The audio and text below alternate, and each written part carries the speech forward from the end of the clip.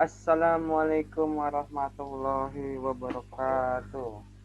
Waalaikumsalam Waalaikumsalam warahmatullahi warahmatullahi wabarakatuh. wabarakatuh. Saya Andika Febriano ingin presentasikan untuk materi kali ini yang saya berikan yaitu proses perumusan Pancasila sebagai dasar negara. Terkait dari materi kita yang akan pelajari yaitu adalah Tisbek, yang dimana Tisbek itu adalah guru menjelaskan, siswa minta jelasin, lalu saya kasih kuis dan guru jelasin lagi ya teman-teman. Ini semuanya saya kasih videonya dulu agar bisa dipelajari. Saya setel, mungkin bisa didengarkan ya semuanya ya. Silakan ditonton ya, dipelajari.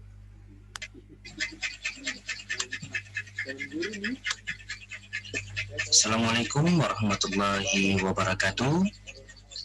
Pada kesempatan ini, saya akan mencoba menyampaikan materi pertama kita, proses perumusan Pancasila sebagai dasar negara. Tujuan dari pembelajaran kita pada hari ini adalah mendeskripsikan proses perumusan Pancasila itu sendiri. Sebelum Pancasila dirumuskan, dibentuk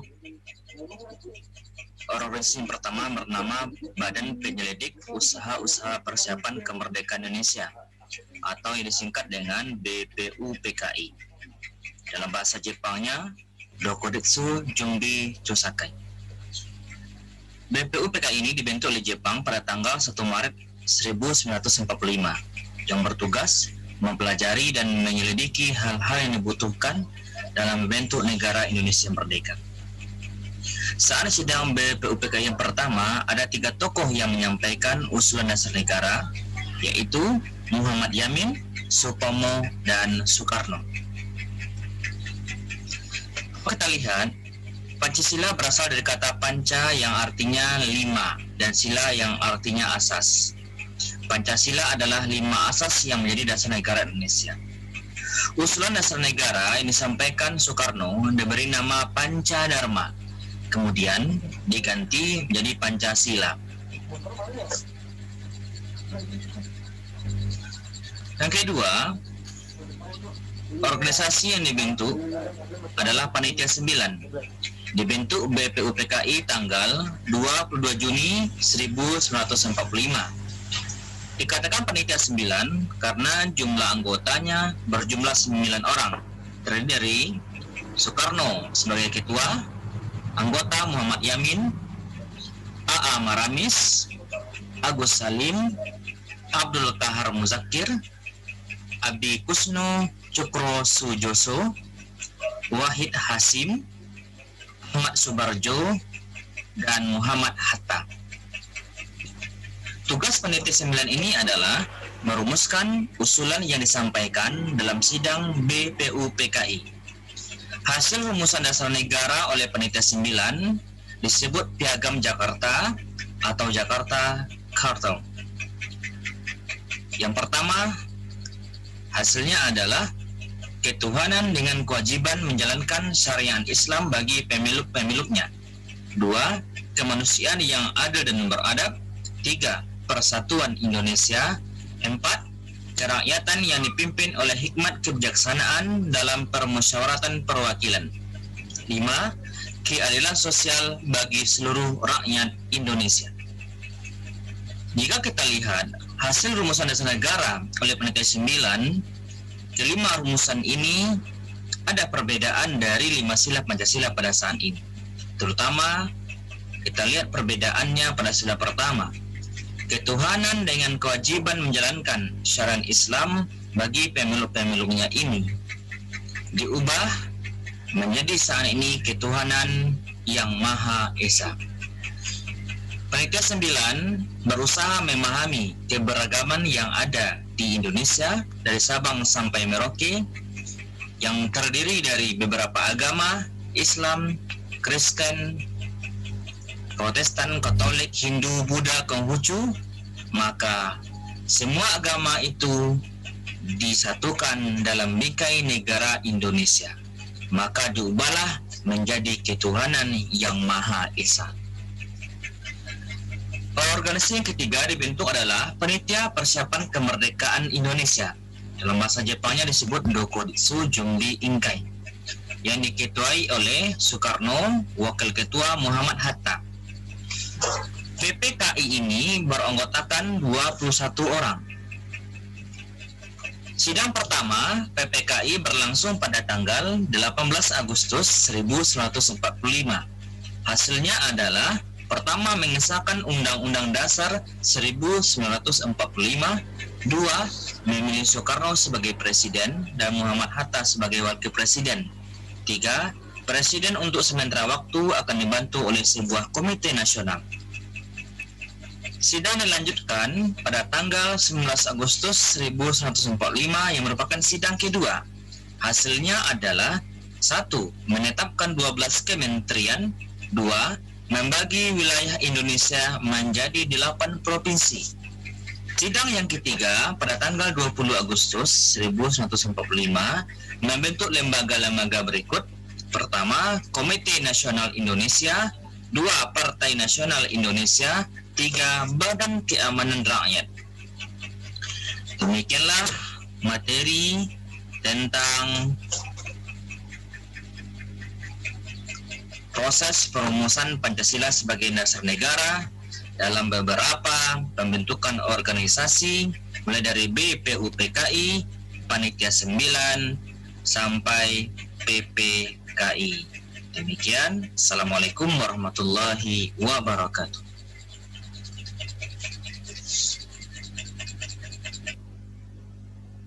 Baik, teman-teman. Halo, teman-teman semuanya. Ya, Pak. Ya. Ya. Ya, baik, Pak. Nonton semua video yang tadi saya share, itu jelas? Ya, Pak, jelas, Pak. Jelas ya, teman-teman? Cukup, Pak, cukup. Baik. Dari video yang saya share tadi, itu adalah materi yang saya sampaikan kepada teman-teman agar teman-teman bisa pelajari ini dengan maksimal. Jadi tidak hanya teman-teman itu melihat atau memandangnya saja. Jadi ini harus sampai ke otak, jadi bisa dipelajari kembali. Jadi nggak sia-sia apa yang saya share hari ini. Oke, teman-teman, mari semangat kan teman-teman? Semangat, Pak. Baik, ini Lumayan. Mas Irfan ini Cukup. Mas Irfan. Mas Irfan masih semangat? Lumayan, Pak. Masih, Pak, masih. Ayo, Pak. Baik, Penjelasan aja, oke. Pak.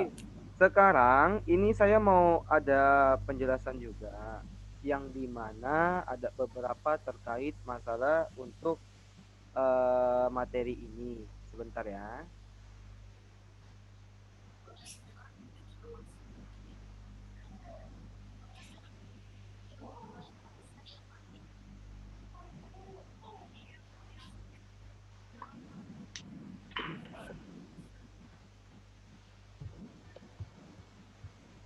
Saya akan buka untuk PPT, ada beberapa PPT.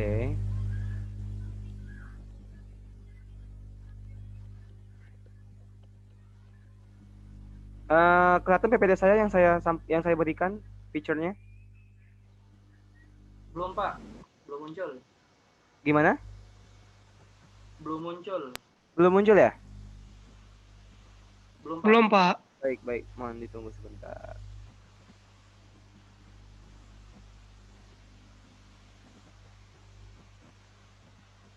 Di pause aja dulu, Dik.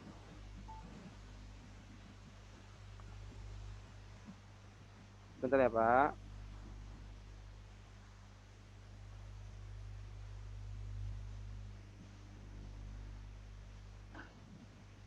Sedang loading sebentar. Oke, baik. Ini nih ada PPT-nya.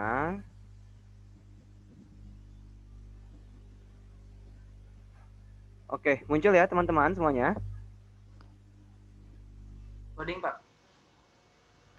Nah, udah, Pak. Baik, Ya, muncul, Pak. muncul ya. Oke. Ini Pak. adalah ada hal yang ingin saya sampaikan.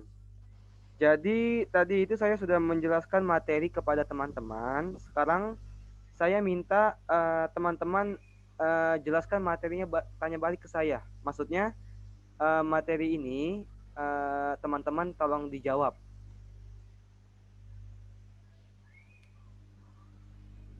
Oke, yang pertama, Mas Yogi.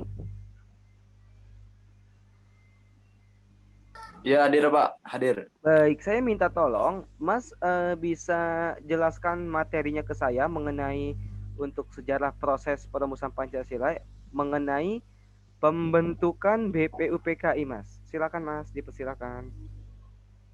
Baik Pak, terima kasih kepada Bapak Andika atas waktunya untuk memberikan kesempatan kepada saya untuk menjelaskan sejarah perumusan BPUPKI pertama kali.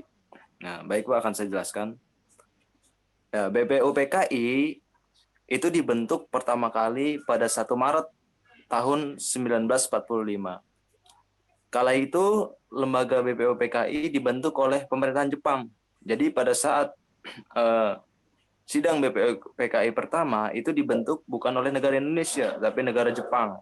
Jadi negara luar gitu. Nah, ketuanya adalah Rajiman Widyodiningrat. Nah, itu adalah asal dari Indonesia. Dan wakilnya itu dari Jepang, yaitu Hibangase Yoshio dan Sueroso. Nah, BPUPKI itu dibentuk dengan tujuan untuk persiapan kemerdekaan negara Indonesia yang dijanjikan Jepang apabila Jepang menang melawan sekutu. Maka negara Jepang memberikan janji kepada negara Indonesia untuk merdeka. Jadi begitu saja Pak yang saya pahami dari materi yang Bapak sampaikan. Kurang lebihnya saya mohon maaf. Wassalamualaikum warahmatullahi wabarakatuh. Waalaikumsalam. Waalaikumsalam. Baik, Pak Yogi, benar sekali Pak. Saya sangat apresiasikan untuk apa yang tadi saya berikan materinya. Bapak bisa masuk itu ke otak Bapak. Jadi Bapak bisa menyampaikan materinya dengan baik dan tepat. Oke, terima kasih Bapak Yogi. Selanjutnya, Pak Asep, masih semangat Pak Asep? Ya Pak, semangat.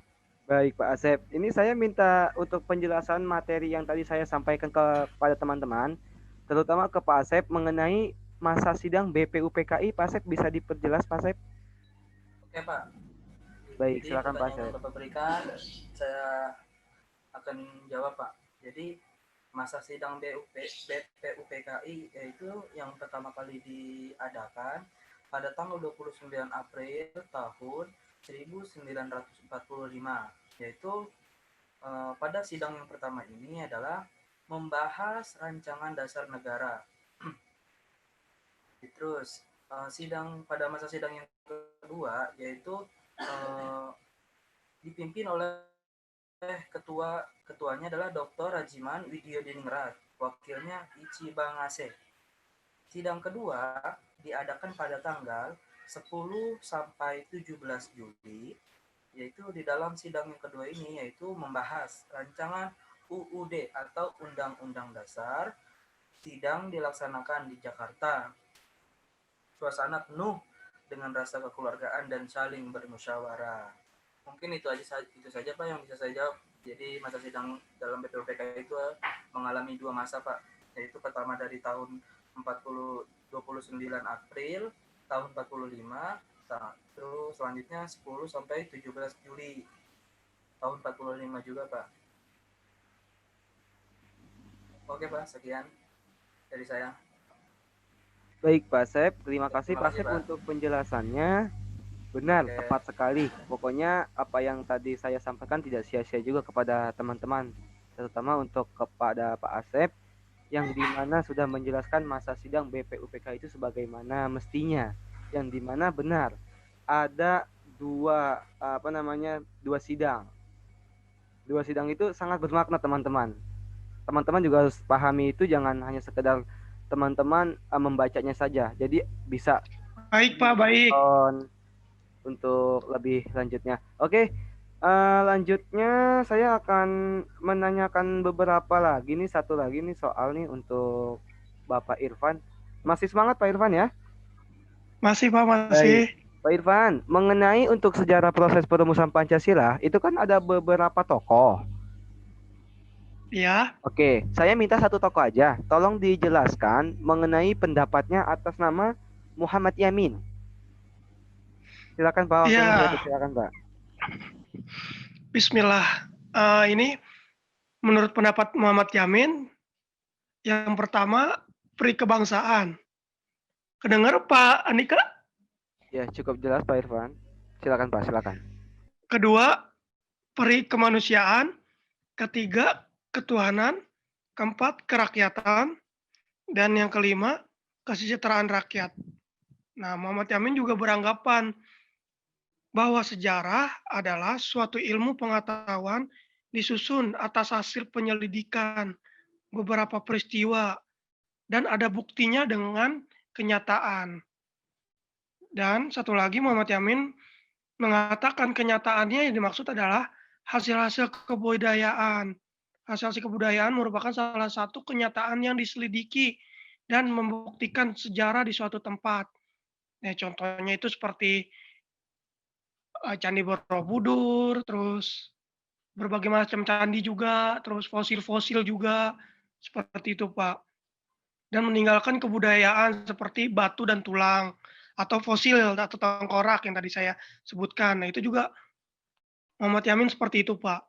Cukup Pak seperti itu pendapat dari Muhammad Yamin dan pendapat saya juga. Baik Pak Irfan, terima kasih Pak Irfan. Sangat tepat sekali jawaban Pak Irfan. Benar sekali Pak Irfan, yang dimana itu untuk pendapat dari tokoh Muhammad Yamin itu benar sekali. Intinya itu memang beliau ini adalah beranggapan sejarah itu adalah ilmu pengetahuan yang disusun atas hasil penyelidikan beberapa peristiwa yang dapat dibuktikan dengan kenyataan. Oke, baik. Selanjutnya nih teman-teman masih pada semangat semuanya kan teman-teman? Masih Pak. Ya, Oke, Pak. materi yang semuanya yang tadi saya sampaikan sudah jelas semua nih. Alhamdulillah Cukup. Pak, jelas. Baik. Teman-teman, ini kemarin kan saya berikan kuis ke teman-teman. Iya. Nah, terutama ini yang kuis ini kan pembentukan BPUPKI, masa sidang BPUPKI, dan pendapat tokoh dari Muhammad Yamin.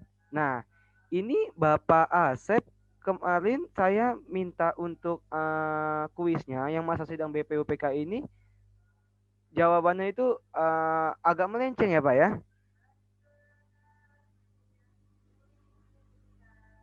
Halo?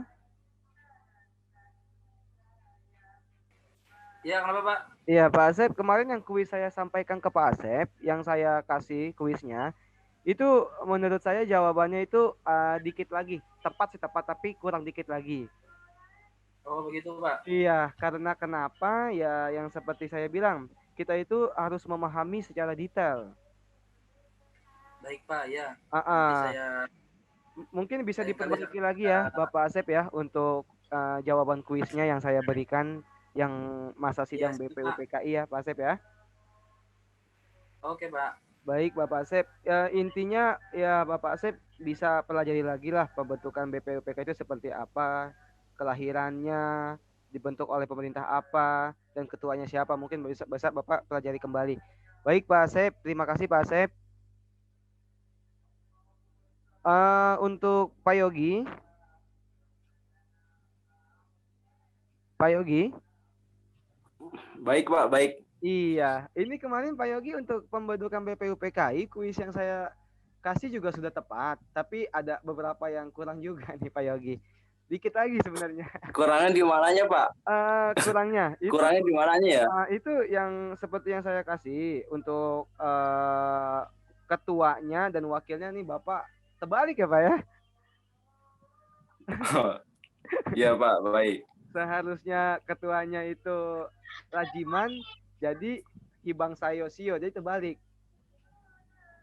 Mungkin itu kali Pak, saya kebanyakan makan keju.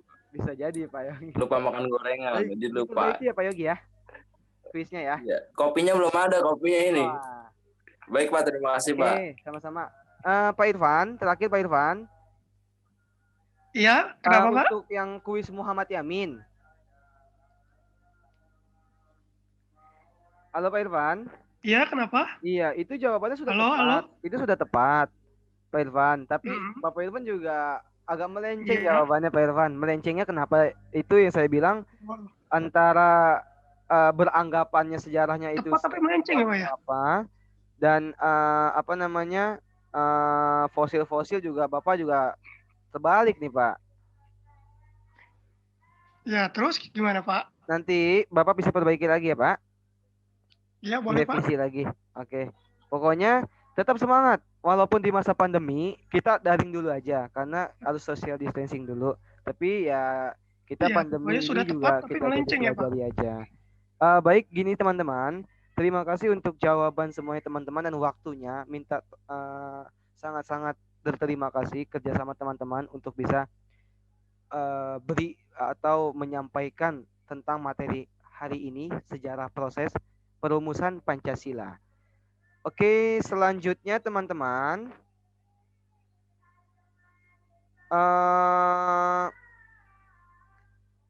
Sudah cukup mungkin teman-teman karena materinya juga sudah cukup banyak yang saya sampaikan kepada teman-teman. Teman-teman tetap semangat, jangan putus asa karena kita semua ini harus sama-sama kita sukses juga tetap semangat Pak. Tetap semangat semuanya. Oke, saya tutup untuk pembicaraan kita hari ini. Mohon maaf untuk kurang ketidaknyamanan karena kita daring di masa pandemi ini. Terima kasih. Wassalamualaikum warahmatullahi wabarakatuh.